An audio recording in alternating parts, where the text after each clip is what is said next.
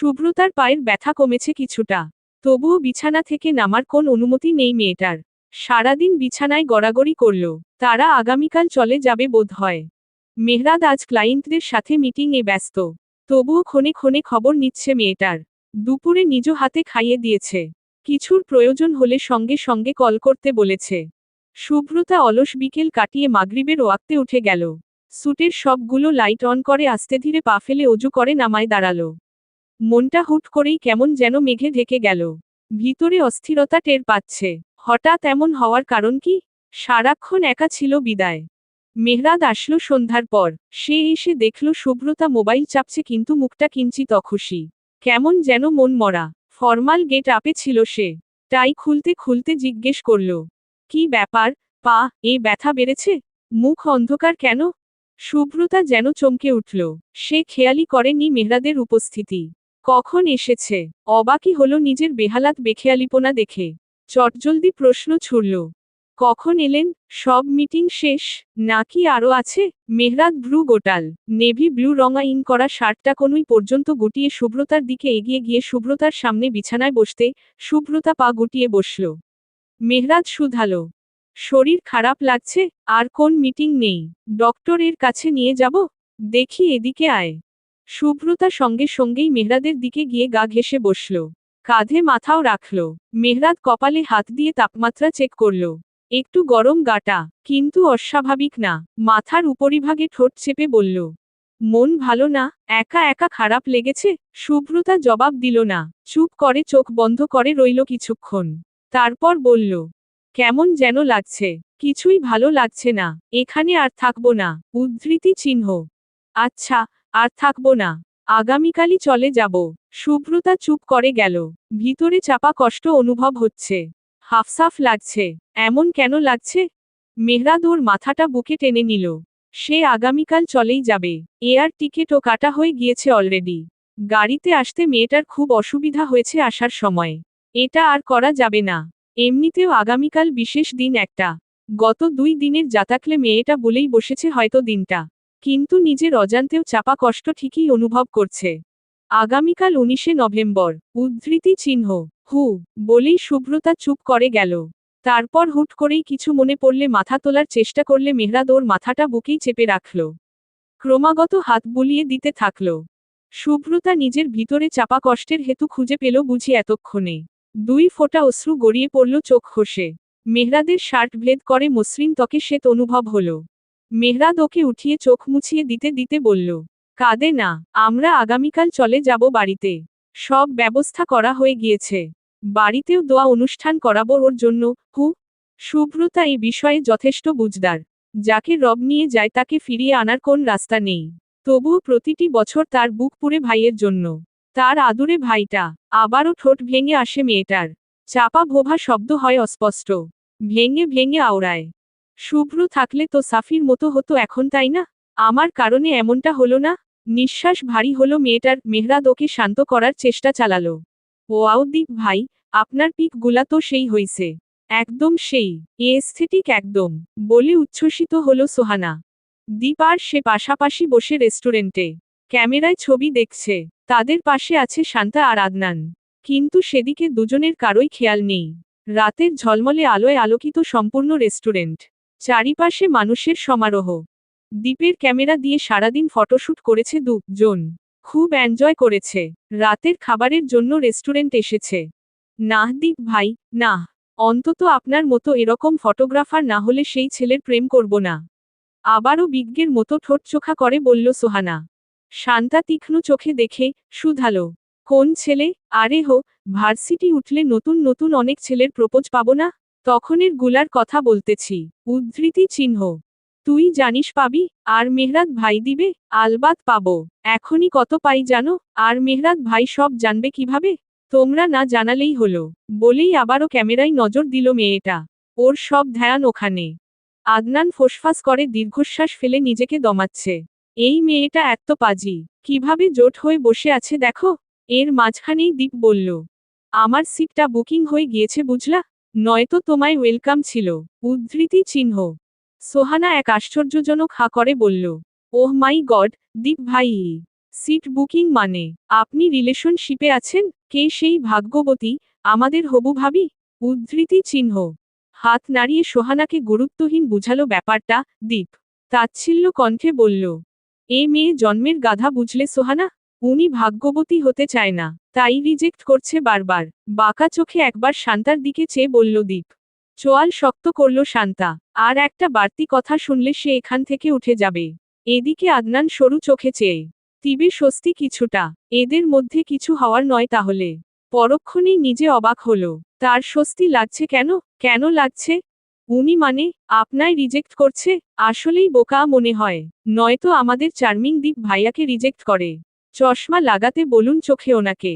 তেতো মুখে মুখ বাঁকা করে বলল সোহানা। শান্তা ধমকালো ওকে। বলল, তোর সিনিয়র হতে পারে মেয়েটা। এটা কোন ধরনের কথা বলার স্টাইল? উঠো এখান থেকে, অনেক হয়েছে খাওয়া দাওয়া। উদ্ধৃতি চিহ্ন। দীপ থামালো। সোহানাকে বলল, গিভ হার রেসপেক্ট জুনিয়র। তোমার উর্ভি ভাবি আমারও সিনিয়র। সো বলেই এক চোখ টিপ মারল। সোহানা যেন আরো আশ্চর্যজনিত হল। পরক্ষণেই আবার থাম্বসাপ দেখিয়ে বলল, জিওহো ভাই, জিওহো। এখন তো এই ট্রেন্ডই চলে দীপ ভাই। সিনিয়র জুনিয়র জুটি খুব হাই। ভালো হলো, আমার চোখের সামনেও দেখিতে পাব। পরক্ষণেই আবার বলল, এটাই ঠিক আছে। বুড়ো বুড়ো লোকগুলো ছোট ছোট মেয়েগুলোকে শুধু বিয়ে করতে চায়। এদের উচিত নিজের থেকে বয়সে বড়দের বিয়ে করা।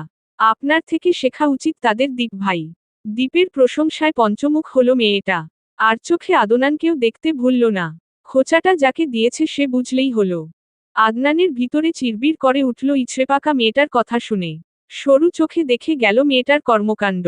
মেহরাদ কি দিয়ে এটাকে করা রকমের একটা থ্রেট দেওয়াবে বলে মনে মনে কল্পনা করে রাখল। মেহরাদ শুভ্রতা বেরিয়েছে স্যুট ছেড়ে। সায়ান তালুকদারের কাছে আজকের রাতটা থাকতে চেয়েছে মেয়েটা। মেহরাদ নিজেও চাচ্ছিল আজকে না হয় তারা ওখানে থাকুক। এমনিতেও চাচ্চুর সাথে তার কিছু গুরুত্বপূর্ণ কথা ছিল। শুভ্রতারও ওর বাবার সাথে একটু মন খোলা করে কথা বলা হলো। গত 2 রাত ধরে দেখছে মেয়েটা ঘুমের ঘরেও এটা সেটা বকে। অর্ধেক কথাই শুভ্রকে ডাকাডাকি নিয়ে থাকে। ওকে নিয়ে এবার বাহিরের কোন সাইকোলজিস্টের শরণাপন্ন হবে বলে ভেবেছে ও। এই বিষয়েই কথা বলবে। আধার রাতের প্রকৃতি কেমন শান্ত নিস্তব্ধ আর শীতল। ঠান্ডা বাতাস ছুঁয়ে ছুঁয়ে যাচ্ছে শুভ্রতাকে। মেয়েটা সাই সাই করে পিছু ফেলে চলে যাওয়া গাছগুলোর দিকে চেয়ে। ভীমরম, বেখেয়াল সেই দৃষ্টি। আনমনা কি ভাবছে সে নিজেও জানে না। শুভ্রতা হুট করেই বলে উঠল, আমি মারা গেলেও তো আপনার জীবন থেমে থাকবে না তাই না? যেমন ধরেন, শুভ্র চলে যাওয়াতে আমাদেরও কিছু থেমে নেই। কষ্ট হয়, বাট থেমে তো কিছু নেই। হুইলে থাকা মেহরাদের হাতটা একটু থমকালো বই কি। হ্যাঁ, থমকালো। সেই সাথে হৃৎস্পন্দনও। গাড়ি থামালো না এখন। সামনের একটা ফার্মেসির সামনে থামালো একটু পর। কিছু কিনে আবার ড্রাইভিং সিটে উঠে বসল। একটা মাম পানির বোতল এগিয়ে দিল শুভ্রতার দিকে। মুখে কোন রা নেই। নির্বিকার সে। শুভ্রতা হাসল আনমনা কিছুটা। পানিতে একটু গলা ভিজিয়ে বলল, এত সিরিয়াস হবেন না, বুঝলেন? পারতপক্ষে বাস্তবতা সকলকেই মেনে নিতে হয়, আপনারও হবে আমারও হবে। সকলকেই মানতে হবে। আজকে বাবার কাছে থাকবো না আমরা? মেহরাদ ছোট করে জবাব দিল, হু। গাড়ি চলতে শুরু করলো আবারও। এ যাত্রায় নীরবতা ভাঙল মেহরাদ। আমি খুব করে চাই, আমার অবর্তমানে তোর জীবনে কেউ না আসুক। তুই ছাড়া আমার এ পৃথিবী ঠিক কতটা বিষাদ ঠেকবে সেটা কল্পনা করতে গেলেও আমার নিঃশ্বাস আটকে আসে। সেখানে বেঁচে থাকা দায়। আবার আমি না থাকলে তোর এ জীবন কিভাবে কাটবে সেটা ভাবতে গেলেও চারদিক অন্ধকার লাগে আমার। হতে পারে চালডিশ, বাট আমি খুব করে চাই, এ দুনিয়া কিংবা আখিরাহ, আমাদের যাত্রা সব সময় একসাথেই হোক। আল্লাহর দুনিয়ায় কোন কিছু চাইতে তো বাধা নেই। কবুল করা, না করা, সেটা না হয় উপরওয়ালাই ঠিক করুক। দৃষ্টি স্থির সামনেই এখনো। শুভ্রতা মেহরাদের দিকে তাকিয়ে নীরবে অশ্রু বিসর্জন দিল। ঠোঁট কামড়ে ভেতর থেকে বের হতে চাওয়া চাপা শব্দটুকু আটকে রেখেছে। একটা মানুষ ঠিক কতটা ভালোবাসলে এরকম চাইতে পারে? সে নিজে কখনো এরকম চেয়েছে? মনে পড়ল না তার। তবে মেহরাদের মতো দোয়া সঙ্গে সঙ্গেই রবের দুয়ারে ফরিয়াদ করে বসল। অস্ফুট স্বরে বলল, আপনি আমায় ভালোবাসার জালে ঠিক কতটা গভীরে আটকাচ্ছেন জানেন? নতুন নতুন অনুভূতিতে মাতাল হচ্ছি আপনাতে আরও। ভবিষ্যতে আরও এমন হবে, এর বেশিও ভালোবাসা যায়? তোর যদি মনে হয় আমি তোকে গভীর জালে আটকাচ্ছি, দেন ক্যান ইউ ইমেজিন আমি ঠিক কতটা গভীরে অবস্থান করে তোর জন্য জাল বুনছি? সুব্রতা আসলেই ইমেজিন করতে পারল না। তার মাথাতেই সম্পূর্ণ কথা আটল না। মেহরাদ ওর নির্বতায় বুঝল যে মেয়েটা আটকে গেছে ব্রেন খাটাতে গিয়ে। দৃষ্টি চলন্ত রাস্তাতে স্থির রেখে ওকে বাহুতে টানতে গেল, কিন্তু এর আগেই বর্ষর এক ধাক্কা অনুভব করল গাড়িতে। আঁতকে উঠে চেঁচিয়ে উঠল সুব্রতা। খামচে ধরল মেহরাদের বাহু। গাড়ির স্পিড বাড়িয়ে মিররে পিছনে তাকালো মেহরাদ। একটা কালো রঙা গাড়ি তাদের পিছুই দুর্বার গতিতে এগিয়ে আসছে। এটাই ধাক্কা মেরেছে শিউর মেহরাদ। পাহাড়ি এলাকার রাস্তা, ক্যান্টনমেন্টে যেতে আরও কিছুটা পথ বাকি। কাদের গাড়ি এটা? ডাকাতের? গাড়ির স্পিড এর উপরে তুলে দিল মেহরাদ। এদিকে সুব্রতা ভয় কুকড়ে জাপটে ধরে আছে মেহরাদকে। পিছনের গাড়ির স্পিড বাড়িয়ে আবারও মেহরাদের গাড়ির সমান সমান আসার চেষ্টা করছে। কালো গাড়িটির কাঁচ নামানো। দুটো লোক, মুখ কালো টুপিতে ঢাকা, পাশাপাশি আবারও আঘাত করল। অতর্কিত হামলা চালাচ্ছে এক প্রকার। মেহরাদ দিশেহারা। এদিকে সুব্রতা কান্না করছে। কি চাই তোদের? কেন পিছু নিচ্ছিস? চেঁচিয়ে জিজ্ঞেস করল মেহরাদ। লোক দুটো কোন জবাব দিল। তারা শুধু তাদের কাজ খতম করতে এসেছে। এবং তাদের কাছে আজই শেষ সময় হাতে। এত টাকার ডিল কিছুতেই হাতছাড়া করা যাবে না। আদেশ এসেছে শুধু একজনকে উড়িয়ে দিতে। কিন্তু কাউকে তো একা পাচ্ছেও না। সমস্যা নাই, এরকম কতই করল, একটার সাথে আরেকটা টপকালেই কি। এমনিতেও যা মাল হাতে আসবে, এতে সারা জীবন খুন খারাপির ধারে না গেলেও চলব। গাড়ির একটা হেডলাইট ভেঙেছে ধাক্কায়। সামনের রাস্তা আবছা অন্ধকার ঠেকেছে। মেহরাদ সুব্রতাকে আদেশ দিল মোবাইল বের করে সায়ান তালুকদারকে কল করতে। কাপা কাপা হাতে সুব্রতা ফোন বের করে ডায়াল করল বাবার ফোনে। একবার দুবার, এরপরের বার গিয়ে রিসিভ হলো কল। ওপাশ থেকে হ্যালো বলার সাথে সাথেই মেহরাদ কথা বলতে চাইল। চাচ্চু, কেউ আমাদের গাড়ির উপর। পাশের গাড়ির লোকগুলো মেহরাদকে ফোনে কথা বলতে দেখে রেগে গেল। আর সময় দেওয়া যাবে না। আরও সামনে গেলে ধরা পড়ে যাওয়ার চান্স। সামনে আর্মির সংরক্ষিত এলাকা। দ্রুত কাম খালাস করতে হবে। একটা গান বের করল। গাড়ির জানালায় এক হাতে গান তাক করে রইল একজন, আরেকজন তুমুল স্পিডে গাড়ির গতি ধরে রাখল। তীব্র গাড়ির ঘর্ষণের শব্দে সায়ান তালুকদার কোন কথাই বুঝছেন না ভালো করে। বারবার হ্যালো হ্যালো করছেন। মেহরাদ এপাশ থেকে চেঁচিয়ে বলতে শুরু করল এবার। তবে কিছু বলে, আবার পাশে তাকিয়ে দস্যুদের হাতে গান দেখে আটকালো কিছুটা। সুব্রতার মাথাটা নুয়ে চেপে ধরতেই তীব্র গুলির শব্দ হলো। চারিপাশের পাখিগুলো যেন ভয় পেয়ে ডানা ঝাপটানো শুরু করল। মেহরাদের গাড়ির কাচ ভেদ করে গুলি ছুটেছে অপর কাচ দিয়ে। পাশের কাচ ভেঙে গিয়েছে। উন্মুক্ত এখন জানালা। গাড়ি এলোমেলো ছুটছে। কন্ট্রোলের বাইরে চলে যাচ্ছে। এই রকম হলে খুব শিগগিরই অ্যাক্সিডেন্ট ঘটবে যে কোনো সময়। বারবার সুব্রতাকে নিজের সাথে চেপে ধরছে। নিজের থেকেও বেশি মেয়েটার জন্য ভয় হচ্ছে তার। নিজের মস্তিষ্ক হাতড়েও এত বড় শত্রুকে ধরতে পারছে না সে। তবে যেটুকু বুঝতে পারছে, এরা কোন ডাকাত দল নয়। তাদের মৃত্যুর সুপারি নিয়েই এসেছে। কিন্তু কার থেকে? এই মুহূর্তে গাড়ি থামালেও মৃত্যুকে আলিঙ্গন করতে হবে, না থামালেও করতে হবে বোধহয়। কি করবে এখন মেহরাদ? সেই সুব্রতাকে বারবার সাহস রাখতে বলছে। মোবাইলটা পড়ে গিয়েছে নিচে কোথায় যেন। সুব্রতা অন্ধকার হাতড়ে খুঁজার চেষ্টা করছে। যদি একটু বাবার সাথে যোগাযোগ করা যায়। একটু পিছু ফেলে আসা গাড়িটা আবারও সামনে চলে আসছে। রাস্তা এলোমেলো হয়েছে। গন্তব্য এখন বেমালুম। আবারও গুলি ছুড়ার শব্দ হলো। এবার গুলি বুঝি টায়ারে মেরেছে। গাড়ি অচল প্রায় হয়ে যাচ্ছে। স্টেরিয়াংয়ে রাখে হাত দুটো এযাত্রায় থরথর করে কাঁপতে শুরু করল। সামনে অথই সাগর দেখল শুধু। সুব্রতা পারছে না এই সব কিছু মিথ্যে প্রমাণ করতে। তার কাছে এগুলো সব ইলিউশন লাগছে। ব্রেন যেন কার্যক্ষমতা হারাচ্ছে। তীব্র হুঙ্কার ছেড়ে আরও একটি বুলেট ফুঁড়ে বের হলো গান থেকে। সেই সাথে সুব্রতার তীব্র চিৎকার। হুইল ছেড়ে দিয়েছে মেহরাদ। ডান বাহুতে এসে লেগেছে গুলি, তোড়তাড়িয়ে তরতাজা রক্ত বের হচ্ছে গোলগোল করে। সমস্ত দেহ অসাড় হয়ে আসছে যেন।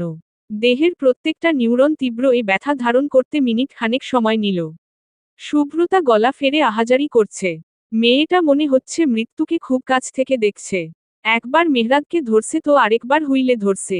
গাড়ি কোথায় যাচ্ছে অজানা তার। যে কোনো মুহূর্তে কোন গাছের সাথে লেগে যেতে পারে। শুনশান জায়গা হওয়ায় হয়তো গাড়িরও তেমন আনাগোনা নেই। মেহরাদ এক হাতে কোন রকম আবারও হুইলে চাপালো। সুব্রতাকে নিভু নিভু স্বরে বলল, আমার জান, কান্না করে না। তোকে ঠিক চাচ্চুর কাছে পৌঁছে দিব। তুই আমার ব্রেভ গার্ল, না? মোবাইলটা কোথায় দেখ। বন্ধ হতে দিবি না। ট্র্যাকার আছে মোবাইলে। গাড়ি কন্ট্রোলের বাইরে যাচ্ছে। ওপাশের দরজাটা খুল, জাম্প করবি হু। মোবাইলটা খুঁজ আগে। ওটার সাথে নিয়ে জাম্প কর। ওদের আমি ডাইভার্ট করছি। তোর দিকে যেন ধ্যান দিতে না পারে। গো। না, না, না হহ। কি বলছেন এসব? আমি কোথাও যাব না। যাচ্ছি ন আমিয়া। আপনায় ছাড়া কোথাও না। অনবরত বিলাপ করতে করতে বলল সুব্রতা। মেহরাজ শুনল না ওর কথা। সে জানে, গাড়ির ব্রেক কাজ করছে না। সামনে কি হবে তা অনিশ্চিত। কিন্তু, মৃত্যু। সে আর ভাবল না, গাড়ির অপর পাশের দরজা খুলে দিল। সুব্রতা ওকে জাপটে ধরে নিল। সে কিছুতেই যাবে না। মেহরাজ ভেবেছিল আক্রমণ করা গাড়িটা বুঝি তাদের মৃত্যুর জন্য ছেড়ে দিয়ে পিছু ছেড়েছে। কিন্তু সে ভুল। তাদের নিঃশেষ করে দিতে শেষবারের মতো আবারও গাড়িতে পিছন থেকে হামলা হলো। বর্ষর এক ধাক্কায় মেহরাদদের গাড়িটি উল্টিয়ে গড়াগড়ি খেতে খেতে গাছের সাথে বাড়ি খেল প্রচণ্ড আঘাত হেনে। সাথে সাথেই থেমে গেল লণ্ডভণ্ড হয়ে যাওয়া গাড়ির ভিতরের একজোড়া কপত কপতির ভালোবাসার প্রেমময় আদেশ অনুরাগ। সুব্রতাকে গাড়ি থেকে নামিয়ে দিতে চাওয়া মেহরাদের মনোভাব। মেহরাদকে ফেলে কোথাও না যেতে চাওয়া প্রবল অনুরাগী সুব্রতা। এ কি হলো জনের? কি অবস্থায় এখন আছে জন? ওদের জন্য কি 19 ডিসেম্বরটা বেশি অলক্ষণে? ওদের তো জানা হলো না ওদেরও বিয়ের কথা হচ্ছিল বাড়িতে নতুন করে। আলতাফ তালুকদারের তো ছেলেকে আরও কথা শোনানো বাকি ছিল। তার গম্ভীর ছেলেটার এখন কি অবস্থা? মোবাইলটা কোথায়? ওটাও কি গাড়ির মতো, গাড়ির মালিকদের মতো চূর্ণবিচূর্ণ হয়ে গিয়েছে। অপরদিকে, নিজের কাজের ইস্তফা দিয়ে কালো রঙা গাড়িটা সাই সাই করে পিছু ছুটিয়ে আবার চলে গেল। যেতে যেতে নিজেদের কাজের ইস্তফা জানিয়ে খবর পৌঁছে দিল উপর মহলে।